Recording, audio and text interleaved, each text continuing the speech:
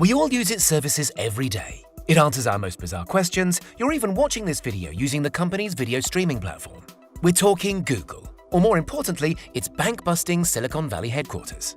A short walk from the San Francisco Bay Area and a stone's throw away from other multinational headquarters like Apple Park and the homes of Facebook, eBay and Netflix sits the 26-acre site on which we find Googleplex. Based in Mountain View, the Google headquarters gets its name from a play on words. Most evidently, it's a combination of Google and complex, but spelt a little differently, Googleplex is an incredibly large number with lots of zeros after it. The latter explanation is probably a hint towards Google's global monopoly and its incredible successes. The land was purchased from Silicon Graphics, the creators of Jurassic Park's famous dinosaurs. Maybe that's why a dinosaur still looks over the complex today. For the first time ever, Google didn't move into buildings that were inhabited by previous tenants. The multinational firm this time around took matters into its own hands and employed South African architect Clive Wilkinson. It was said that teamwork and creativity topped the mood boards in Wilkinson's office when designing the giant Google complex. Both firms came together to design a space which was not only set up to boost productivity, but also workforce satisfaction.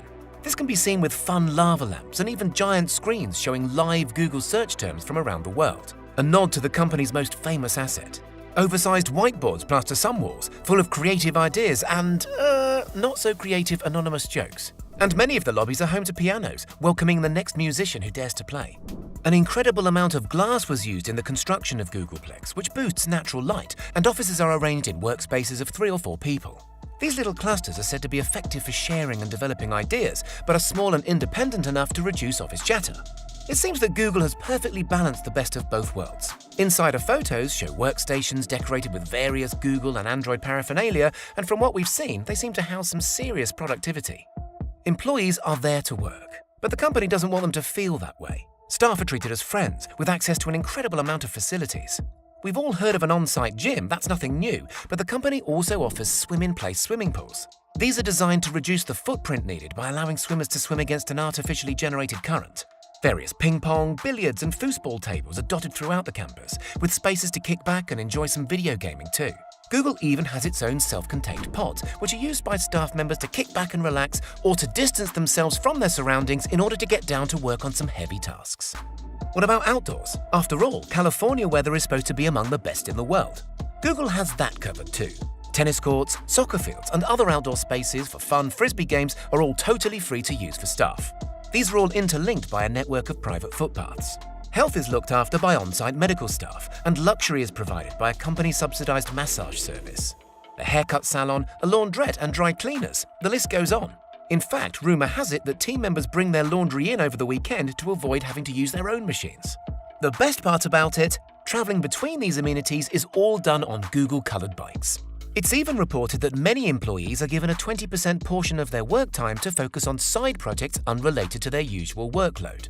Promoting and inspiring creativity pays off. Google says that's how many of its labs projects were dreamt up. Self-sufficiency was key to the Googleplex. Although not fully, some of the complex's energy requirements are met by on-site solar panels, which were carefully placed across the building's roofs. Some of the fruit, vegetables and herbs eaten in the company's cafeterias are even grown in one of the park's 2 gardens, which themselves are accredited by an educational society whose aim is to teach people about the benefits of horticulture. Many scientists and psychologists have commented on the benefits of getting outdoors for our mental health. And as you'd expect, tech giant Google recognizes these benefits, with mindfulness spaces strategically placed around the complex, utilizing spaces like the food gardens. Oh, and one last perk, food. Are you sitting down? Because this isn't for the faint-hearted. Google provides its staff with food, and a lot of it, entirely for free. Workers can enjoy breakfast, lunch and dinner at the site's various cafes free of charge, including at Charlie's Place, the main cafeteria which was named after Google's first lead chef, Charlie Ayres. Nowadays, the restaurants focus on food that is fresh, organic and healthy.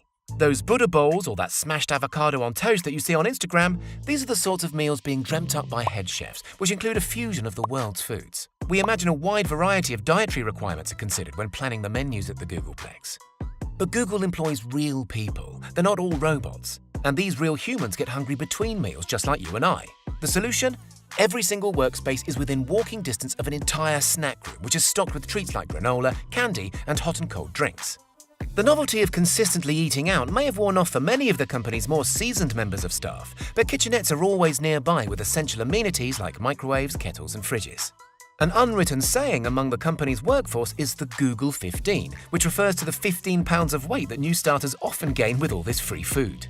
In fact, we don't actually know how much the company spends on feeding the entire campus, but one blogger ran some calculations and came up with a figure of at least $72 million each year. Traveling to and from the expansive site, employees are likely to catch a Wi-Fi-enabled diesel-powered bus. Other members may take to the roads in their own cars, after which they will find one of 2,000 parking spaces underground. Or maybe the staff want to plug their electric cars into the power points supplied under a solar panel-topped carport. Any visitors to the site will be quick to notice the fun aspects that Google injected here and there. An army of Android statues populate the main outdoor area, a Kit Kat and a gingerbread man to name just two. Of course, the green Android character features, as well as various spin-offs such as the metal Android statue popping out of the Android building's upper floor. What did all this cost? This site alone cost the firm around $1 billion, and that was in the same year as the $2.4 billion acquisition of the New York Chelsea market. Let's not forget the astonishing amount of money likely spent on food and other maintenance work, and this works out to be one of the world's most expensive headquarters.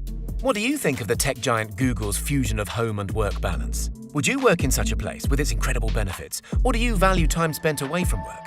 One thing's for sure though, if for nothing else, this place is good for a visit as an insight into what the future may hold.